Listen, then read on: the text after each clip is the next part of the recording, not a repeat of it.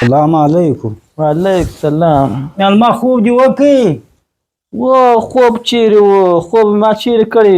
داسې کلکه کوربچه جې راواړه کړه ته چې د امان الله خان د وخت کوربچه ده. रुको जरा सबर करो. نه کې خو دا واپستې کوربچې راغله. اوس دا څه کیسه ده؟ دونه کې سترګه مې نه ده پټه کړې چې پر دې اړخ واوړه پر دې اړخ واوړه. هغه ستا د واده نوې کوربچه نه ده؟ کوربچې چې نوې درکړي دي هغه راغله پر هغه برکت راغله. کې ستا هم خوب کوم. هغه نوې کوربچه ده، زه پخپله نه یم پر بیده شوی. ستا فرمایشونه بیخي ډېر نه دي. د سراک حواله به ستا په نامه کړم، هغه به دې زړه یخ شي. حواله خو به زما په نامه کې، هغه ته خو ډېر وخت شته. لومړی به ته دغه کار وکړې. دا ستاسو په کلي کې مچان بیخي ډېر دي. اوس مې دا یو مچ پر پزه ناست دی او دغه مې د لاس نه کېږي. دا مچ داسې کړمه.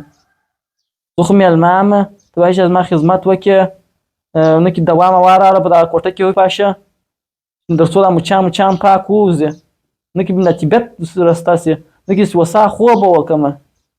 دې مچانو لاس مې سره سم خوب نه دی کړی وم. اوس به مچانو ته دوا راوړه. ستا فرمایشتونه بیخي د انسانیت نه دي وتلي. یو فرمایش نه دی، دوه نه دي، درې نه دي. ګوره ګل خان، ته ولې داسې بې حوصلې یې؟ ما خو پر تا خورا غټ زړه درلودی. مېلمه چې دی دا د خدای پاک رحمت دی. تا ته ولې داسې زر درد شي او فرمایشتونه یې ډېر دي؟ کومه دي زما فرمایشتونه؟ دا اوس پر ما یو شي فرمایش نه در کړي. ته به داسې وکړې یو دوه مانه د غوایي غوښې به راوړې. نو انډیوالان مې راغوښتي دي. زه خو دغسې ستا سره دا یوه میاشت کېږي چې ته سره مېلمه یم.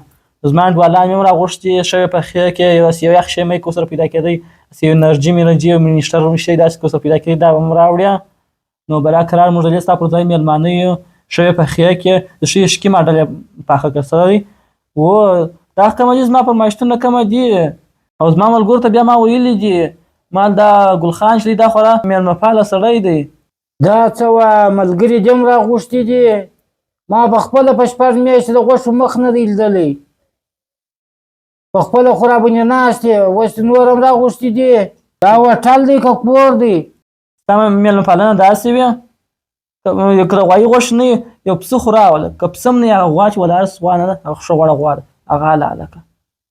او بل مې دا خبره درته کوله، یو ښه چیس چایسلیان به راغله. دغه چایسلیان ته مې ماښام ټلیفون تړلی و، که سره هم ټلیفون نه راچارجوئ. بس ته ګره شپه مې ورته تړلی ټلیفون نه و چارج شوی. او زما ټلیفون کې بیا چارج نه وي، زما طبیعت خراب. اوس به ولاړ شې بازار ته، یو ښه خوندور اصلي چایسلیان به راته راوړې. خو مېلمه یم نو ښه اصلي چایسلیان به راته راوړې. او بل به دغه وکړم، هغه د غوښو کار وکړه. ته اوس مېلمه که د سر درد یې یوه پلاوه چایسلیان راوړه، بیا وه غوښې راوړه، بیا وه ملګري راولم، د سهار هېڅ کوچنیان درته ولاړ دي. پر دغه سربېره پخپله دا یوه میاشت کېږي چې ناست یې. ښه چې تا دونه دارل ملګري مې نه پرېږدي. ښه زه به هغو ته ووایم چې ګل خان چې دی دا څه بخیل دی. اوس بله وکړه، دا دلته زما کورتۍ پرته ده، هغه کورتۍ ورسره ویسې ښه یې پاکه په صابون ورته پرېوله، هلته کور ته به ورته ووایم او ورته ښې ښایسته دې وتوکې، نه کې داسې هغه خوندور عطر دې پکښې وپاشي. نو باید داسې هلته بیا یو ځای مجلس لرم، په مجلس کې اغوندمه، نه کې خوندور عطر پکښې وپاشي او ښې خوندور ته وتو یې که دا ورته ووایه. زه تا ته کالي پرېولو والا د معلومېږمه. وه پلاوه کورتۍ راپرېوه، بیا وه عطر پکښې وپاشه. بل ته وه غوښې راوړه، که دونه د غوښ شوقي یې ورشه د یو کساب سره مېلمه شه. ځه وځه د کوره. دونه درد مه درولې. مېلمه د خدای جل جلاله رحمت وي. او که ته چیرې ما پسې واخې، زه به په ټول کلي کې اوازه ګډوم چې زه دغسې په یو ګیلاس اوبه نه راکوئ، دغسې د کوره پسې واخېستم، یوه ګوله ډوډۍ راکول، ټوله کلي کې به تا پسې اوازه ګډوم.